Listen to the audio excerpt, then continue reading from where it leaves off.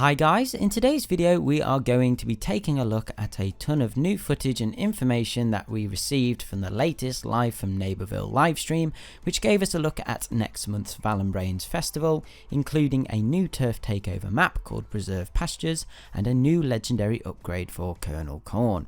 As well as this, we were given some details about the new playable wizard zombie coming in March.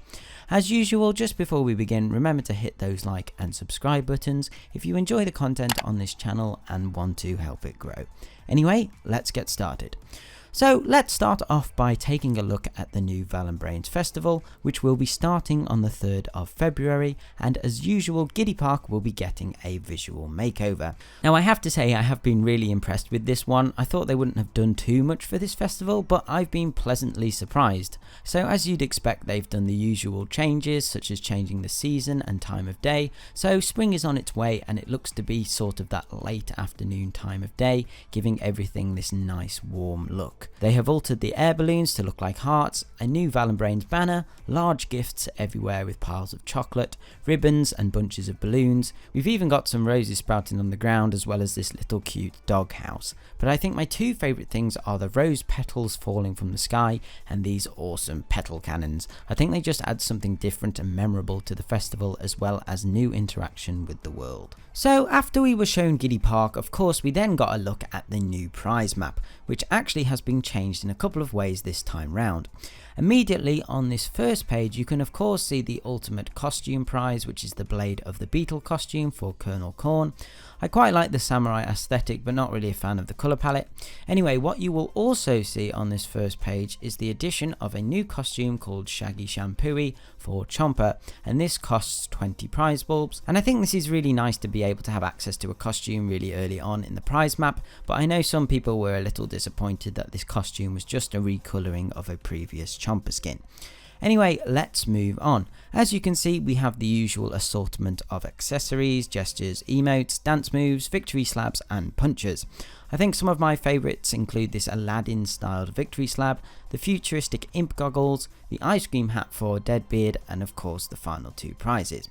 So this is where you'll see the second biggest prize map change. First of all, the final prize doesn't cost any prize bulbs anymore, but there is a reason for this. But first let's take a look at the Feudal Lord Draconius costume for Colonel Corn. That was a mouthful, but I think it looks really cool. I love the mask on the top of the helmet and the colours work well. I also think it's quite funny that it looks like Corn has noodles coming out of his nose. So as well as this, the final prize on the prize map is the new legendary upgrade for Colonel Corn.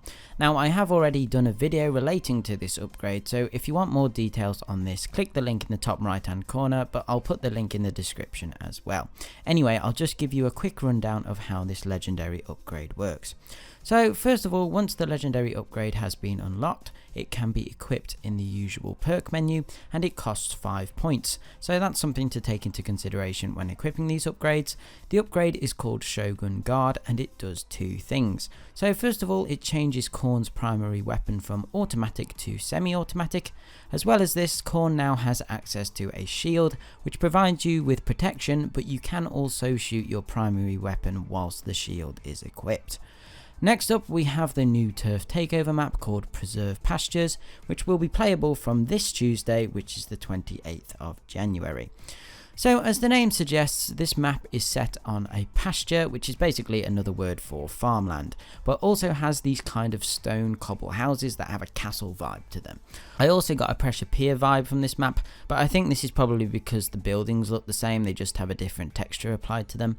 But what I really like about this map is the use of scale and verticality. Like, I know in most maps buildings and stuff appear really big, but this map takes it to another level, which I really enjoy.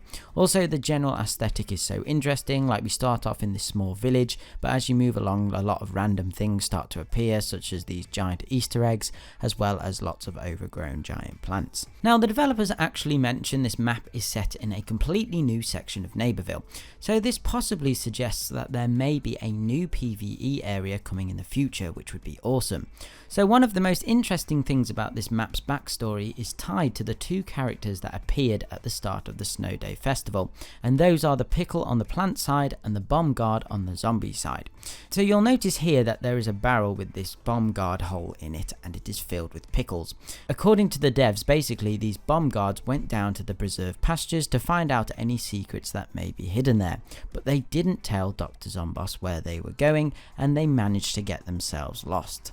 Also, in the village of Preserved Pastures there is a brine festival going on, which is why there are banners everywhere, and apparently the brine is important to the story, which they do talk about later on.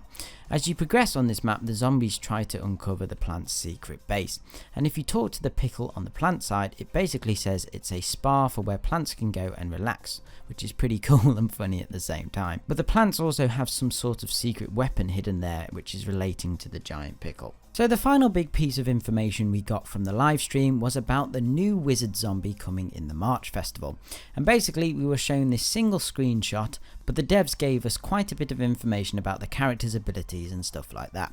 Now from a visual standpoint, I really love what they've done. The character looks a lot cooler than Tim, who is the wizard zombie you can find in Weirding Woods. I really like the Dumbledore style beard and the awesome looking staff. So during the stream, the devs talked about one of the wizard's abilities, which is completely unique, but was described as a transformation like with Acorn and Oak. It was a little confusing, but basically the wizard zombie can transform into a ball, so this is probably the ball on the top of the staff, but basically when you are in this form, you can attach yourself to any zombie on your team, and if you're in ops, you can attach to AI zombies and bots as well. So when you're attached to another character, it gives that character some special abilities, which they didn't describe, but it sounds really interesting. You are also able to jump between characters whilst in this form. In terms of obtaining the wizard zombie, in March you will be able to earn the character in the prize map, but if you do miss out during the festival, you will be able to purchase the character with coins. Anyway guys, that's about it for today's video. I hope you enjoyed. Let me know what you think of the Valenbrainz festival in the comments below. Other than that, remember to subscribe and I shall see you in the next one. Okay, thanks guys. Bye.